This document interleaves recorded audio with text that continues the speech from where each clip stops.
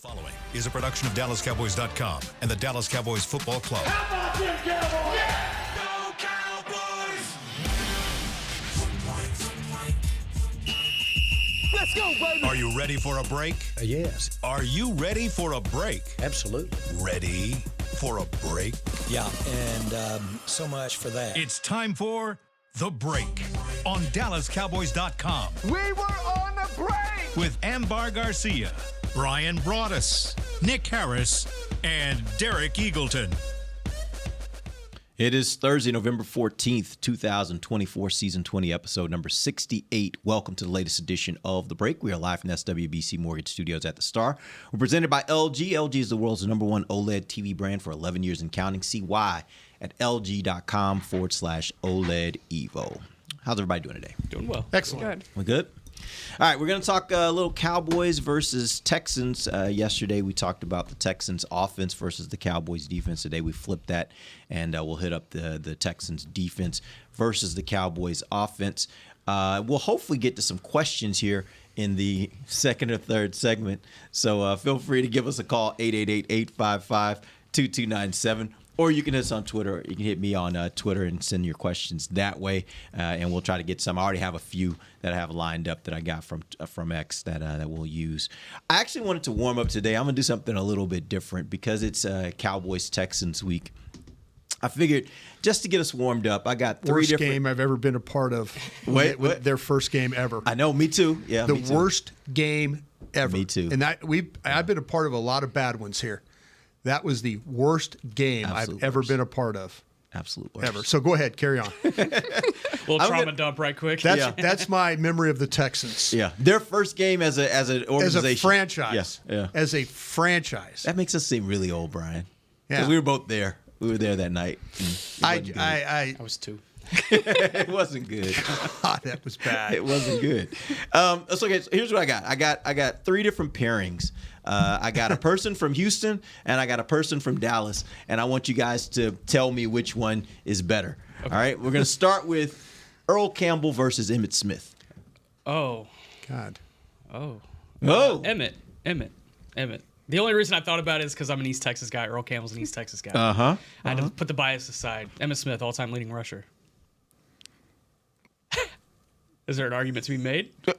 Look, I'm asking you the question. It's personal preference. I'm thinking about this really hard because I have the utmost respect for both players. Right, yeah. And It's a hard one. And I know what Earl Campbell did, and I know what Emmitt did, and I know Emmitt's the all-time this. It's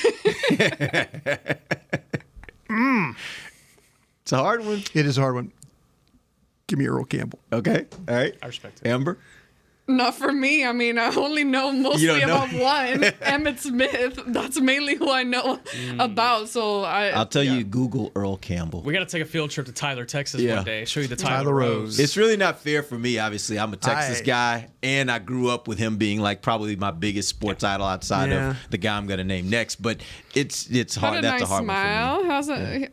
He's over here with the hook him Yeah. up here. Okay. You watch him play football. He played with was some brutal. violence. Yeah, people did not want to tackle him. Shout out to John Tyler High School. My grandmother graduated with Earl Campbell. Oh wow. Back when, Okay. so, All right. So next one, Hakeem Olajuwon or Dirk Nowitzki? Hakeem the Dream, baby. It's Dirk.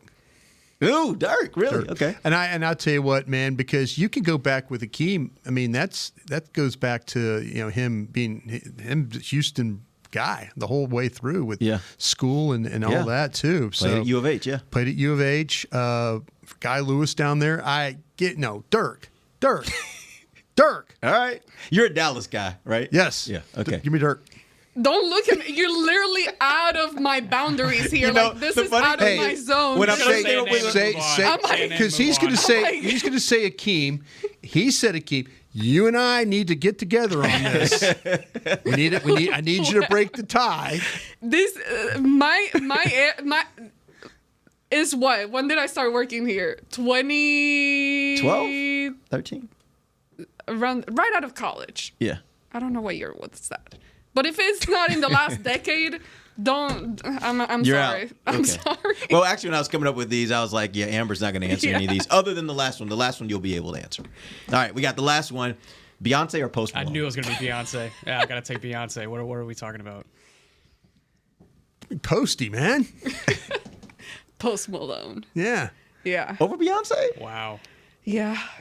You know what? I respect Beyonce. She's beautiful, gorgeous. She's not has a Cowboy great fan. voice. No, she's not. She's not a Cowboy But fan. I mean, I've only met one of them in person. Right. And he was the most humble, down to earth guy. And it's very rare that you meet somebody that just radiates a certain type of energy. And I loved him immediately. So, and you've worked with him, Derek, before. Yeah. He's just so nice and great guy. Yeah, just a great person. I fell on the side of Houston for most of these, and I love Beyonce, but Post has been so good to us. I could never be like, yeah, he's been really good to us, and always has been there when we call him like, hey, can you come do some stuff for us? So I would always have to go with This Post. is the one moment that I think Kalina would want to be on a podcast to come down and argue with all of you about Beyonce. No doubt. And it would be fair. No, It would absolutely be fair. Beyonce's outstanding. It would Great. absolutely be fair. But like I say, Post, I mean, he really wears his fandom. You No can doubt. see he is literally. Oh, he's a wears, huge Cowboys fan. Yeah, he wears his fandom, and I mean, you can tell it's important to him too. You know, he's been in some settings where he'll wear his Cowboy stuff and all that, and they give him grief about it, and he's like, "Yeah, man," he'll walk off a set. If you give him, you ain't going to give me grief about my team. You know, so I get it. And also has a great voice. I had the chance to go to Dak's event last year, his foundation that he held, and then he had Post in there perform just a private performance. We weren't allowed to take out our phones or anything, so I don't have anything but my memory of it. And it was just like him with the guitar on stage, just no auto-tune, no nothing. It was just so raw and beautiful. So I love him. Yes. All right. And he doesn't smell bad, by the way, too. Yeah, there is a rumor that he smells bad. He doesn't. Yeah, no. You know, not true. Okay. That you just may came not- out of nowhere, but I remember you saying something because about that. it was always a question I've had people wonder, Not like when you clean? look at him, and then I got the chance to hug him. I forgot what game that was. It looked like he was smelling you. Like the way he kind of leaned over, it was like I didn't know who was like what was going on. Just in case anyone was wondering, when I got to hug him, he did not smell bad. How okay? People that you guys deal with like that, and I have an experience from like a famous person that recognizes you. How do you deal with that? Did he recognize you? Did he know you were Ambar Garcia when you introduced yourself? No, He did not But all. I feel like he literally treats everyone the same exact way. Because there's these actors that who was it? It was well, I know. Okay, the governor of New Jersey, Chris Christie. Like I was sitting in my cubicle upstairs one time watching tape, and he walks by, like he's with security, he's going to see Jerry, and he stops and he goes, "Bryan Broaddus, nice to see you," and I was like, "Governor, yeah, thanks, appreciate kind of waving that way," but then there's been others that have that, like when you go to training camp, like those actors that come around and stuff, they go, "Hey, man, I really like, I look on the side all the time. I love your work. Love your breakdown of that stuff." And you're kind of like, "Oh, thanks. Appreciate." You don't know, like they're famous people, but then they're kind of watching your work to kind of learn about what's going on with the team. They're normal people, right? Yeah. The more time I spend around famous people, the more I realize famous people are just regular people. Jamie Foxx. Yeah. Jamie Foxx was one of those, you meet him and he's like, no, man, DallasCowboys.com. Yeah. And I'm like, yeah, nice to meet you, that kind of thing. Yeah. I mean, it's really kind of cool that way that people that have that status, but they know what work you do.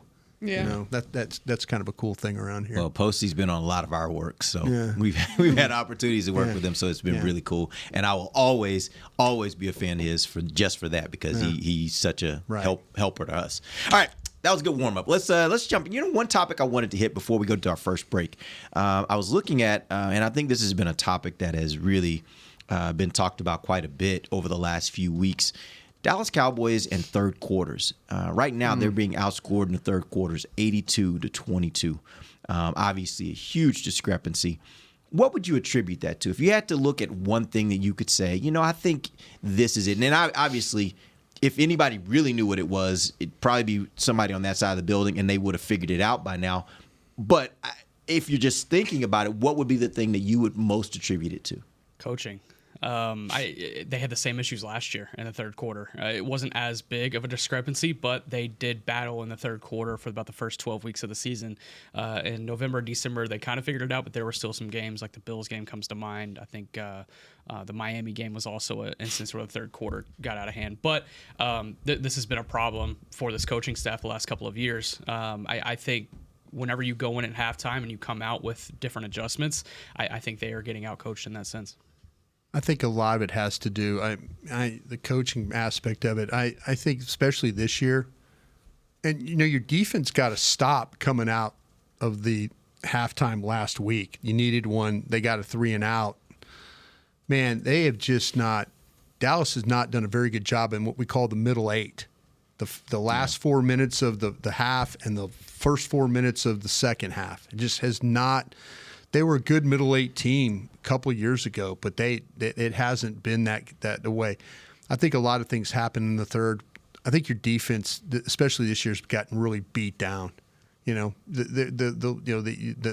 number of plays and stuff, and the runs and things that they've had to deal with. I think they get just really physical. Things happening in the first half. They get beat down, and it's been a problem. And then the offense's just inability to come out with any type of anything to kind of keep a drive going, to get going. It seems like I always ask Christy Scales this question in the pregame show. I say, "All right, Scoop, you're going to take the ball, or you're going to play defense to start?" And she always used to say right off the jump that, "Hey, I'm going to play defense then." And now it's like she has to think, because she's like, "I don't know." Because it's been so bad. Yeah. You don't know if do you want to try and win the middle eight, or do you want to try and get the ball to you're interested to start with the ball.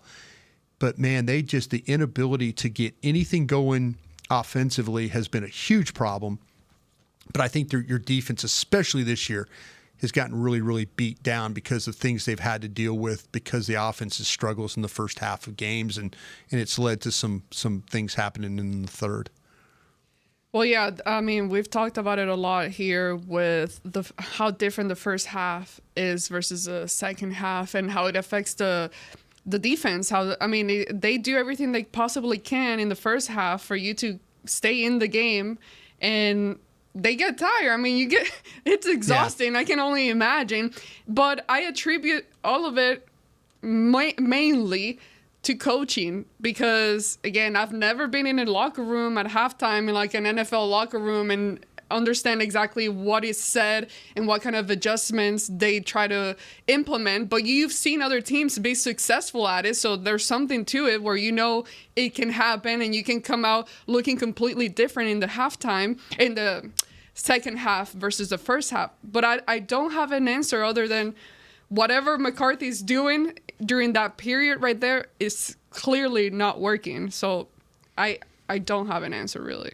Bryan, you brought up something that I wonder how much it I don't think it affects this necessarily, but I do wonder how much it affects the Cowboys in games, is deferring. And I, for the life of me, cannot understand how any team doesn't defer. And the reason why I say that is because I'm with you. There's only one opportunity you have, other than to get a turnover. There's only one opportunity you have in a game to steal a possession.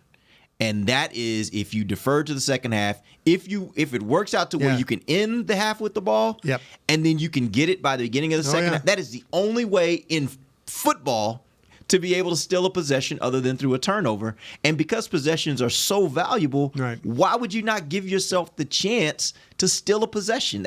I've never been able to understand that. And I've heard coaches talk about, like, you want to get a fast start and all the things they mention when they talk about it. But I'm just like, none of that is more important than possibly stealing a possession. Well, also, when your offense is playing like this, like, you want your defense just to start the game. Yeah. And give your offense in the second half. We've talked about this a couple of times about how this team has not started games well, A, and B, whenever they get down by 2 scores, it's basically over. And I think it's more so a confidence thing that they have. I think there was the game against Atlanta where they received after the opening coin toss. I could be completely off, but there was one since the bye week where they took the coin toss, or they took the ball off the coin toss. And I think it's a situation where, like, okay, we want to go score points first because we're getting points scored on us every single time. So I think that's probably their thought process, but I'm completely with you, Derek. You have to have both sides of the ball that can play well enough to where you can steal that possession coming out of the second half. All right, let's go ahead and take our first real quick. Actually, Nick sent me a text. Nick Eatman sent me a text. He said also to note, this is interesting. Number of yards in the third quarter, 971 to 475. Yeah. That's how many more yards they're giving up. So it's really a failure in 2 ways. It's a failure offensively in that you're not being able to move the ball, you're not being able to score points, and defensively because you're not being able to stop them. We're tired. I'm on the defense, by the way. We're tired. We're exhausted by then. It's like, give us a break. Yeah. You know, so I don't blame them. I don't get mad at them anymore. Because they do. It is what it is. Yeah. All right, we're going to take our first break. We come back, we're going to jump into the Houston defense versus the Cowboys offense. We'll be back. DallasCowboys.com radio. Todd thought it would be secure to jog in the cheetah savanna. Todd believed the big cat repellent he bought online was reliable. And now, Todd is trying to be faster than this cheetah that can run 80 miles per hour. But the good news is, Todd has AT&T 5G that is fast, reliable, and secure. And he learned the best thing to do is stop running and toss her the backpack with the beef stew. AT&T 5G. Fast, reliable, secure. 5G requires compatible plan and device. 5G may not be available in your area. See att.com/5G for you for details. It's the official men's skincare brand of the Dallas Cowboys, Jack Black. And right now, Cowboys fans can get 15% off their $75 order. Plus, because every deal needs a playmaker, your order will include a free 5-piece skincare set and free shipping. The Jack Black Playmaker is 4 of Jack's favorites and a full-sized intense therapy lip balm. Make a play for the Playmaker at getjackblack.com/Cowboys with the code CowboysVIP. That's getjackblack.com/Cowboys with the code CowboysVIP. Don't put off getting your oil change, Dallas. Take 5 Oil Change, a proud partner of the Cowboys, is faster than you think. They're so fast, you don't even have to get out of your car. You can take advantage of Take 5's stay in your car 10-minute oil change at any of their locations across the Dallas area. And remember, at Take 5, you stay in your car because they're faster than you think. That means you won't even have time to show off your best touchdown celebration. Take 5, the official oil change of the Dallas Cowboys. From the field to the festivities, Lucchese embodies the essence of luxury and tradition. Handcrafted with meticulous precision, each pair offers unmatched comfort and style. Stand tall while you're tailgating or cheering in the stands with the Dallas Cowboys collection by Lucchese. Shop the collection today at the Lucchese store at the Star in Frisco or online at lucchese.com. Lucchese, the official boot of the Dallas Cowboys and Dallas Cowboys cheerleaders. Hey y'all, Matt Pittman of Meat Church here. With football season kicking off, I'm already gearing up to bring the smoker back to AT&T Stadium for some epic tailgates. But with that Texas heat, it's crucial to keep my beer hand cramping cold. That's where Yeti's insulated Colster can cooler comes in clutch. This year, you can even get them with the iconic star engraved on the side. Licensed Yeti Cowboys gear is now available at Stadium Pro Shops, concessions, and on Yeti.com. Check it out today. Yeti, official cooler and drinkware of the Dallas Cowboys. Back to the break. LG OLED Evo is the best TV in the game, but don't take our word for it. Digital Trends said the LG OLED G4 has the best picture quality they've ever seen. See it for yourself at lg.com/OLED Evo. Welcome back. We're in the second segment of the break live from the SWBC Mortgage Studios at the Star. The segment brought to you by blockchain.com. All right, so I was started looking at this Houston defense. First thing that popped out to me is that they are 4th in pass defense. Yeah. They're 3rd in interceptions. They take the ball away, particularly through interceptions. What makes their pass defense so good? Pass rush? It's certainly part of it. I think it starts with the pass rush, in my opinion. Yeah, go ahead. I mean, you got it. Yeah, I think it starts with the pass rush. I think also D'Amico Ryans is a demon. He throws a scheme out there, and if you want to look at if you're a Cowboys fan and you heard early in the season a lot about these players talking about, guys aren't doing their jobs, they're trying to play hero ball, and you're a fan and you're trying to understand, okay, what does that not look like? look at the Houston Texans defense, because that's what everybody playing together as a unit does look like. Everyone plays their job. I think specifically you see it in the secondary specifically. They have assignments for every type of route, anything pretty much other than like the drag routes. They're okay with allowing that stuff across the middle of the field, which could work for this offense, because I think with this kind of West Coast scheme that Mike McCarthy tries to throw out at times, it's very across the field, left and right. Cooper Rush tried to do it too much against the Eagles, so they could find some things down there, but they bank on the fact that the offense is eventually going to take a shot, and when they do, they're going to take advantage of you. And you see it with, if they go vertical route, then they'll have a safety come over, a guy like Jimmy Ward. If they have a post over the middle, then they'll have a guy like Azeez Al-Shaair dropping coverage to be able to cut that off. They are more than comfortable with allowing their corners to stay one-on-one as well, but it starts with the pass rush with Will Anderson and Daniel Hunter. Their secondary is outstanding. I mean, when you look at where they're at, and I mean the pass rush is just as good. When you start to talk about with Will Anderson and then also with Hunter, they'll play opposite sides. So, one will play right, will play left, and they'll flip it around a little bit. They love to play. They play nickel the whole game. They play nickel because they've got legitimate. They got a safety in this Kalen Bullock. And we watched him at USC, and he is a tall, thin, really a corner that's playing safety. And he leads their team in interceptions, and he's got really good vision for what's going on, and he's kind of finds ways to fit in coverage and stuff. But Stingley can cover really well, Lassiter can cover really well, and Petrie can cover really well. They've got three guys, and then all of a sudden they got a safety that's kind of a corner playing free safety. So they literally have four corners on them. And Petrie plays nickel, but he's kind of he's like a safety as well in fact how physical he is. So to me, they've got ability, the pass rush, and then the coverage aspect on the back end. They just don't give you a lot of space. I mean, you go back and look, and you go back and you check, you watch the tape, you look at metrics. Teams are like 50% completion percentage against these guys. They just don't give you. Now, they play off, but they're really good at driving and good at when they have to carry, and they can find this. So you talk about the underneath stuff. That's clearly going to be an issue for them.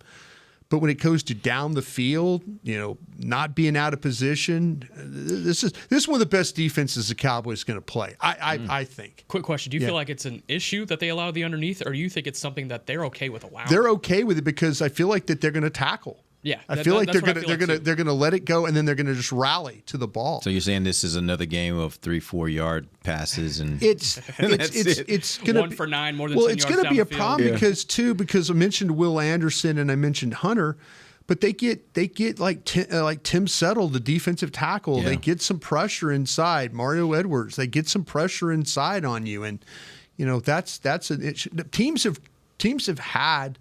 You talk about running the football. They're kind of like a little bit mid-pack on that. But overall, the pass coverage, they want to get you in passes. They want to get you where you're having to throw the football because they feel like that they can, they could bring 5, they could rush 4. They know on the back end that their corners and their safeties are going to hold up. And it makes it's a great way to call defenses if you've got that kind of group that you have that much confidence in to make plays. You mentioned Tim Settle. He's a guy that over the last few weeks has been playing really well for them. Where does he typically line up, and how does that match up with Dallas's guys? Does he flip around? Yeah, you're going to flip around inside there. They're going to get what's going to happen is I have a feeling, and Nick, correct me if I'm wrong on this, I think that they're going to hunt matchups here. I think they're going to hunt matchups, and I think they're going to hunt matchups with Hunter is what they're going to do. That scares me. Yeah, and it, depending on who's playing, is it a Guyton game? Is it is it a Steele game? Well, we know Steele's going to play, but we'll see how the other things work out. But this team, like I say, they're going to play. They're going to get in nickel, and they're going to try and choke the run.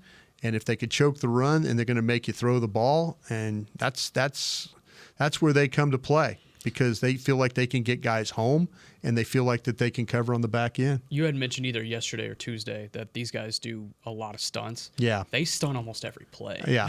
Yeah. I would love to see a next gen stat of how often they stunt, like stunt percentage. It would have to be 80%. It's like everything that they do well are the things the Cowboys struggle at. Like it doesn't sound like. When have we had this discussion on a when we break down the opponent? Yeah. And it's like, okay, Dallas could take advantage of this, and then their opponent can do this. Yeah. And it's really everything that Dallas is poor at, this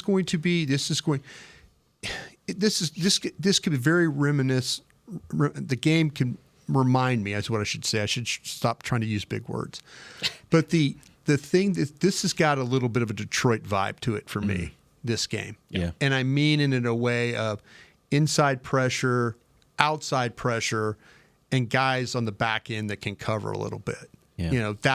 And when you have versatile, like with Brian Branch and guys like that, when you have versatile players that could play, and take away things from you, this is what's going to be difficult about moving the ball against these guys. I think there's ways that Dallas can attack them on defense when Dallas is playing defense. I think there's things. I think that if the Texans really want to shut you down, they could probably do it. Is there a scenario? If I just need one, can you give me one scenario of this is one crease in their defense? This is one thing in their defense that they've been a little shaky on. That if Dallas can exploit it, this is how they could be successful. This offense has to be super patient because they're not going to get any big plays. No. And I think Cooper Rush is a patient quarterback. That's probably one of the traits that has been talked about the most. It's one of the knocks on him. Yeah, it's honestly maybe a little bit knocks too on him patient. Yeah, and I think that could play into his strength. But yeah, this is going to require a lot of patience, both in the run game and in the pass game. For this early downs. The Lions are the only team in the league that blitz you more than these dudes on third down. Okay, so you don't want to go there. You don't want to go there. Yeah. It's kind of funny when you look at certain teams and you're like, okay, when are they going to come after you? Like I say, these guys got naturally a good pass rush, but they'll bring slots, they'll bring linebackers, they'll bring secondary pressure and stuff like that. Dallas has got to somehow win on early downs. It can't be 2nd and 9. And then all of a sudden you're scrambling and then, there's a 3-yard pass and now it's 3rd and 6. No. I mean, Dallas has they have got to stay out of third downs against these guys. If somehow you can, you got to make these things where it's a 2nd and 3. Play that way. Play 2nd and 2. It's going to be really hard but these guys, like I say, they get you in third down. They feel like they can get off the field. And if Dallas is in a bunch of long yardage, I guess you could say that for any team, but especially this team because of how they can match you up. So if Dallas doesn't win on early downs, this Ambar on defense is going to get just really super tired this game. Well, I know I blink and we're already on third downs. Yeah. So it's like 3rd and 8. it happens so fast. Offense gets on the field. I literally just blink. 3rd down. Yeah. I'm like, oh, great. So, I mean, hopefully they stay patient. I think that's the key right there. Being patient.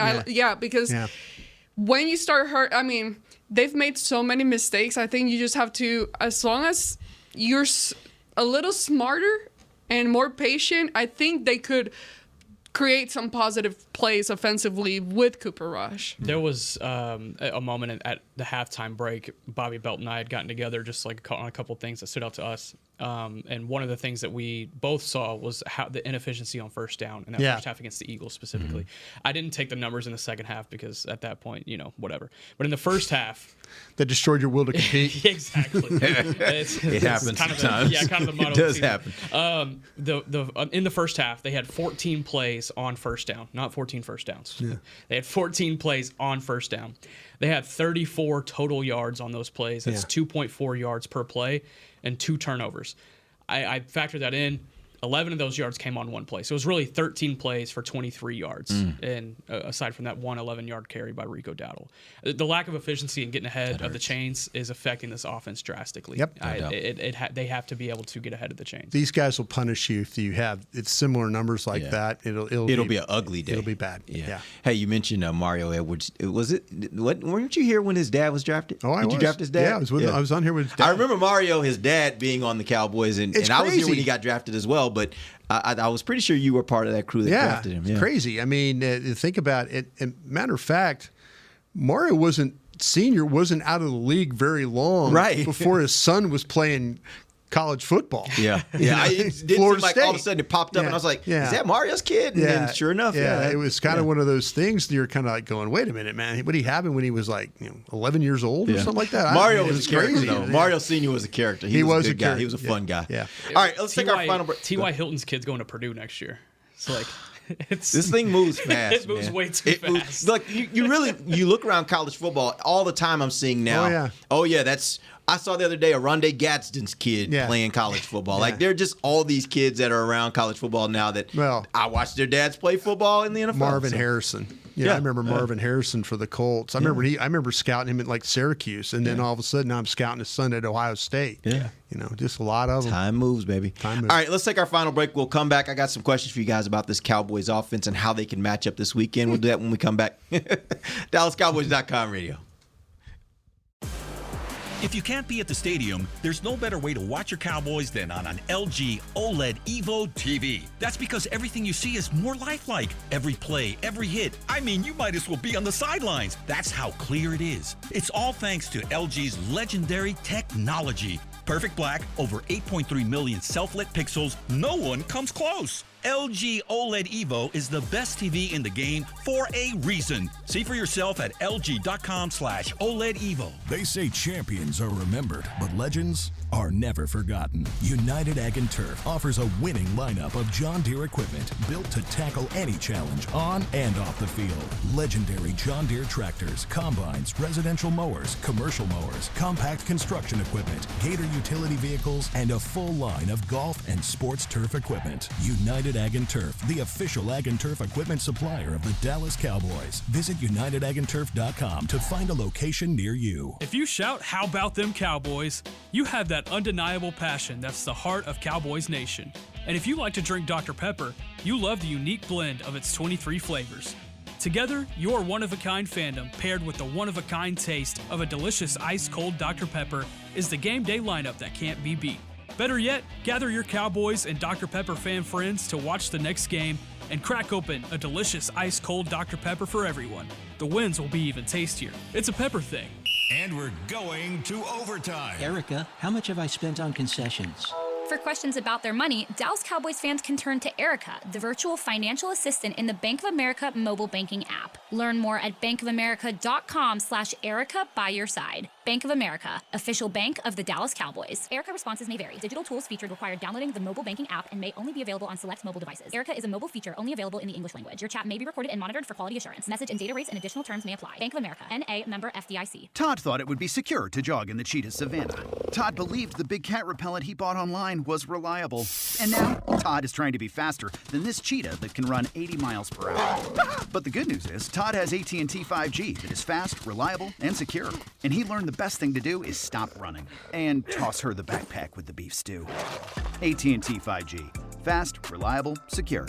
5G requires compatible plan and device. 5G may not be available in your area. See att.com/5G for you for details.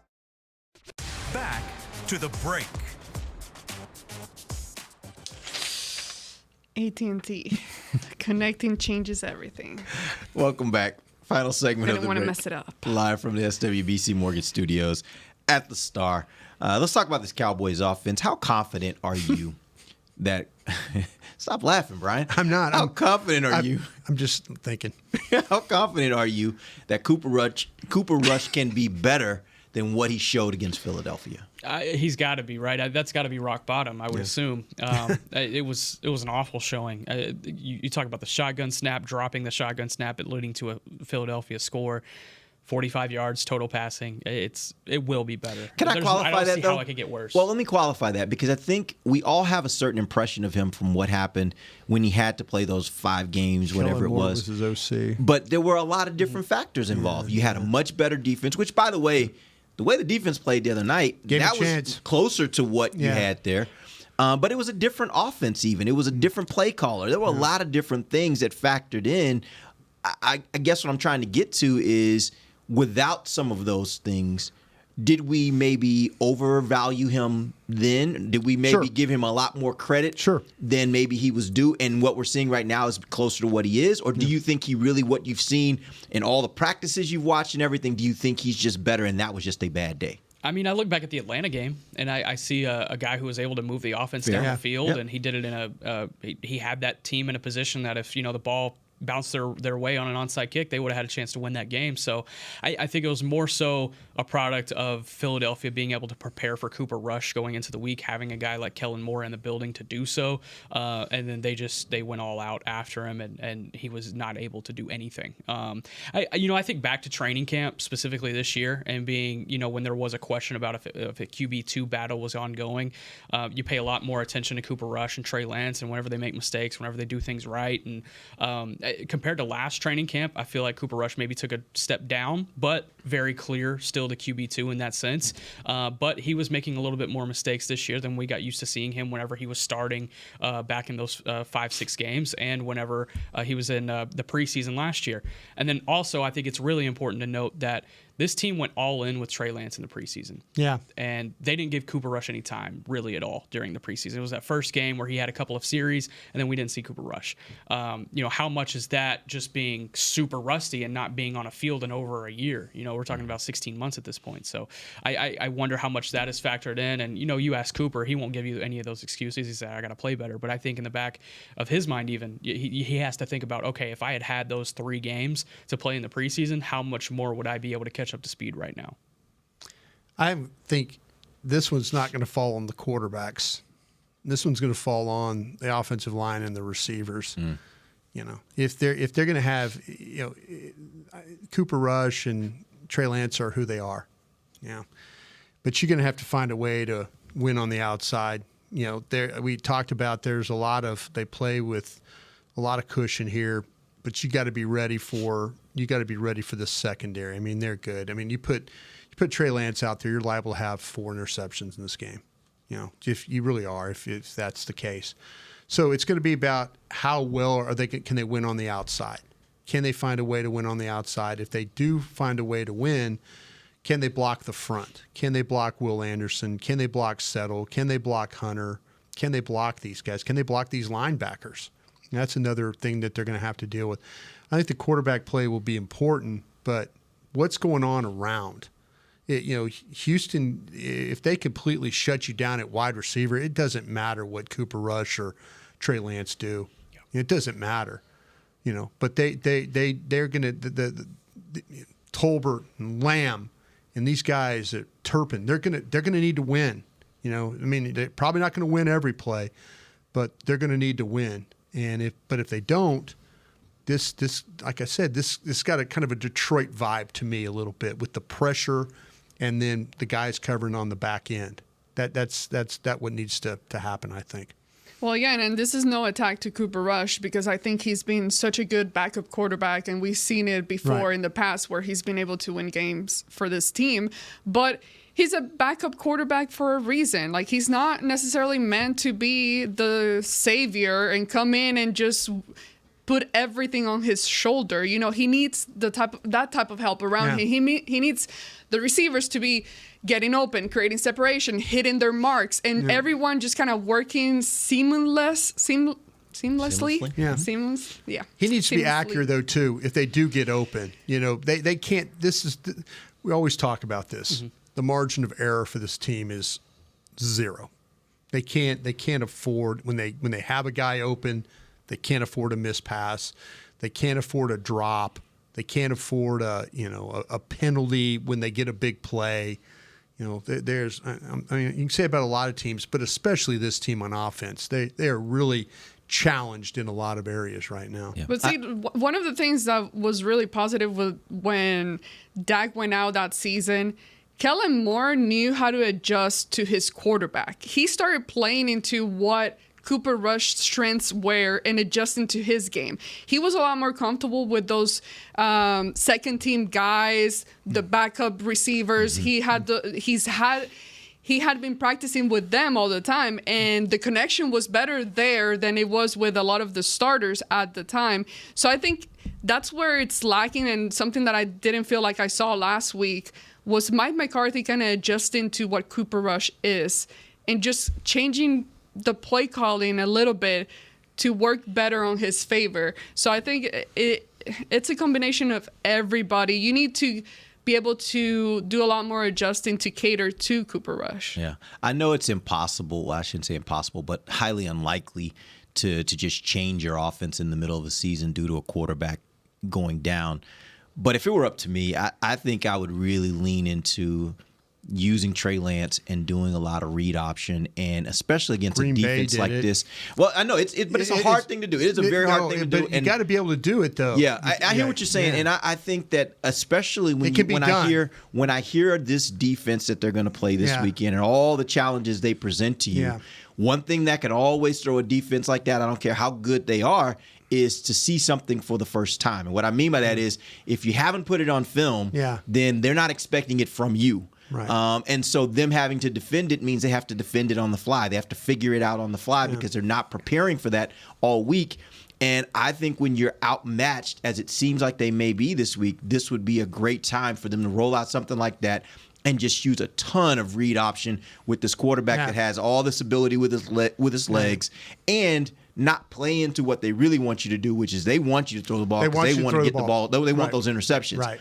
I think that would be how I would look at this game. But again, that's a challenging thing to do. I don't want to make it seem like it's just simple. You can just go and just change your whole offense in a week. But I do think if it were me, I would be like, at this point in the season where you are, it'd be worth a shot for me. Yeah, I agree. All right, real quick before we end the show, I did have one more question for you guys. What are some ideas, some ways that maybe the Cowboys can look at getting CD more involved when you have the challenges you have right now at quarterback? He is your best offensive player. How can you get him more involved in the game? Quick, short routes. I think, especially against this defense, there's opportunities for the drags, like we said, and the crossers. I think, short, quick routes will get him in the mix and allow him to use his run after catch ability. There were multiple times in that Eagles game, I think I mentioned earlier in the week, he had a hell of a game against the Eagles, but Cooper Rush just couldn't find him. There was multiple times where he got open downfield, and there was one play specifically, I think it was the fumble from Ferguson, correct? Cooper Rush missed a wide open CD Lamb on that play that probably would have gone for 6. And you kind of just see CD walk to the sideline after the fumble, and it's just like, it's one of those. So you got to keep CD engaged, and I think you do that with short, quick routes.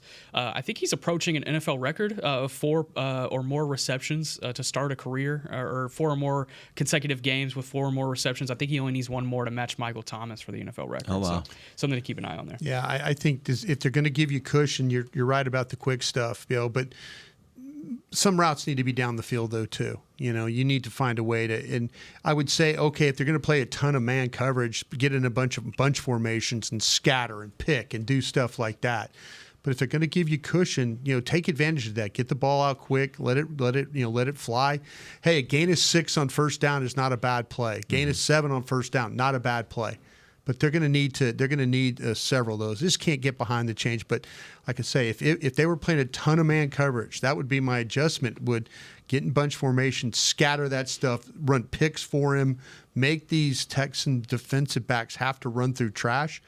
But we'll see how it plays out. I just feel like that it's going to be Lamb will probably be able to get open and do what he needs to do. I worry about the others. That's what and can Cooper Rush know when he needs to go to Lamb and not the others in this football game? And I think, it's more being on the same page. And hopefully an extra week of this in preparation will help towards that. And also, it's going to be nighttime. It's a night game. Yeah. So no sun. What about the moon? What about the moon? The moon is not going to blind you. CeeDee Lamb, he has recorded at least 4 receptions in 42 consecutive games, the second longest such streak in NFL history. Only Michael Thomas with 43 games has a longer streak, so he can match that streak this week. 4 catches for 28 yards. That's kind of how it was last week. 6 catches for 28 yards. All right, appreciate you guys joining us. We'll be back on tomorrow, and we'll give you a breakdown, final breakdown of Cowboys versus Texans. That will happen Monday night. Till then, for Nick You're not Harris, going to be here. I will not be here, but these guys will hold it down. I'm sure Amber will have a great game for you guys in Yeti time. But I'll be back with you guys on Tuesday. We won't have any shows on Monday because it's game day, but we'll be back on Tuesday. We'll tell you what all went right and wrong on Tuesday. Till then, for Nick Harris, Bryan Broaddus, and Ambar Garcia, I'm Derek Eagleton. This has been The Break live on DallasCowboys.com radio. This has been a production of DallasCowboys.com and the Dallas Cowboys Football Club. How about this, Cowboys? Yeah!